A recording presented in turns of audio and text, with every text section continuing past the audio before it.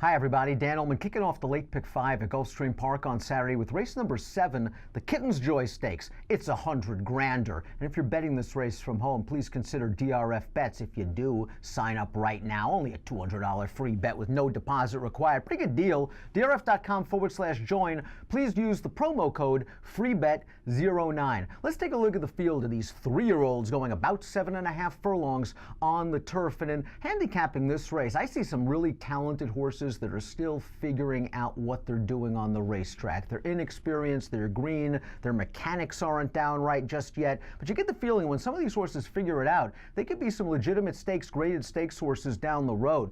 The number 5 Fast Boat, 5-2 on the morning line, is one of those horses. The morning line favorite, however, is the number 1 Flame Away. And while Flame Away is a multiple stakes winner on the dirt, Mark Casse believes that he's a turf horse, and I tend to agree with him. He made his one and only start on the turf after Casse tried repeatedly to get him on the turf, but was always washed off. He got him on the turf, and it was the toughest spot imaginable. The Breeders' Cup Juvenile Turf. Flame Away showed good speed that day, pressing the pace on the outside, and he really wasn't embarrassed in the stretch.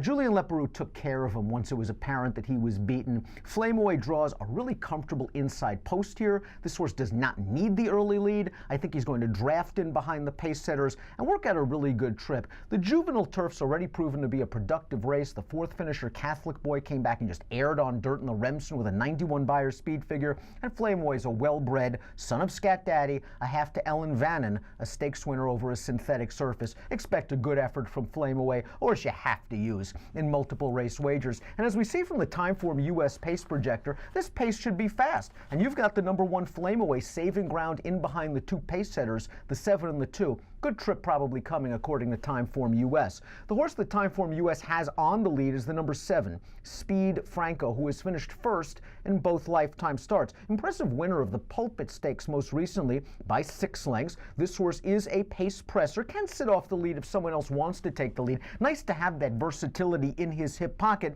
This is going to be the acid test. He has moved up incrementally from a Beyer speed figure from start 1 to 2. I think he's going to have to move up a little bit more against some of these talented horses, but this horse has done nothing wrong and should be considered. Let's talk about a horse that's a bit of an X factor in this race. A horse trying the turf for the first time, the number 2, Mojovation. Good to be in Todd Pletcher's hands, as this formulator fact shows. Over the past 2 years with 3-year-olds, moving from dirt to turf in the second start off a layoff of 45 days or greater, Pletcher wins 26% positive ROI.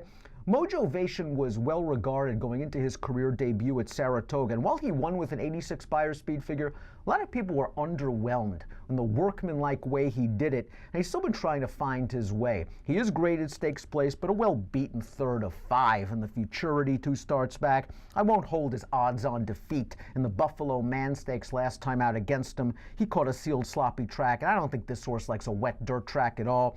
He's by a quality road who wins with 9% of his first-time turf runners. The Winning Dam was 0 for 2 on the turf. We've got the Pletcher formulator fact. We've got a couple of class lines and 1 fast dirt race.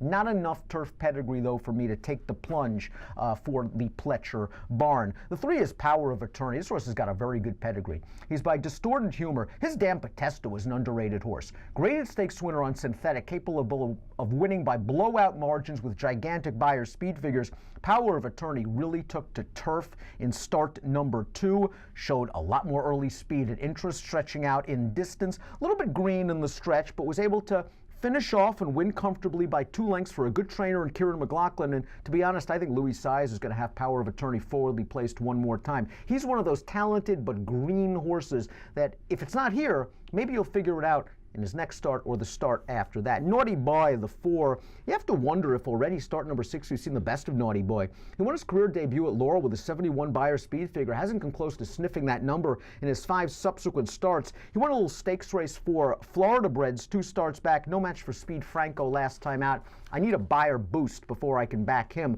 Pony Up's a horse that I think distance will be his friend down the road. I know his sire, Aconite, was mostly a sprinter, but he's a half to Coco Channel, a graded stakes place turf router. 4, Smarvelous, a grade 2 stakes winner going long on the dirt. Pony Up's the kind of horse that might benefit if the pace is fast. If Timeform US is right, that with that red bar that the pace will be quick.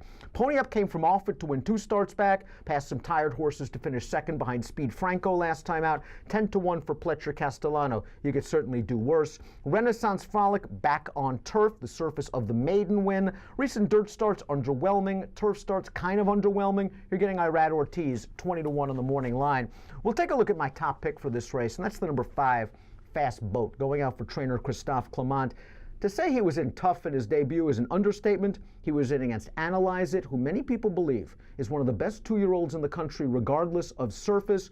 And then last time out at Gulfstream, as an even money favorite, he did what he had to do. He broke very well. Tyler Gaffalione wrangled him back into a great spot saving ground off of the pace, a good learning experience for Fast Boat to be in behind horses. He got out, and he sealed the deal again while being a little bit green in the stretch. He won comfortably by 4 3/4. I wonder if he could have won by more if Gaffalione really pushed the button. I think Fast Boat has stakes potential. I like his tactical gear. He can sit off of this pace. 5-2 seems like the right price on Fast Boat. And for me, from a multiple race standpoint, I'm not going to get too clever.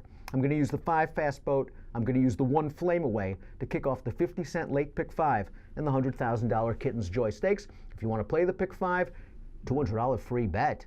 No deposit required. Just head over to drf.com/join, join DRF Bets, and use the promo code FREEBET09. Approximate post time for the Kitten's Joy, 3:05 Eastern. Good luck.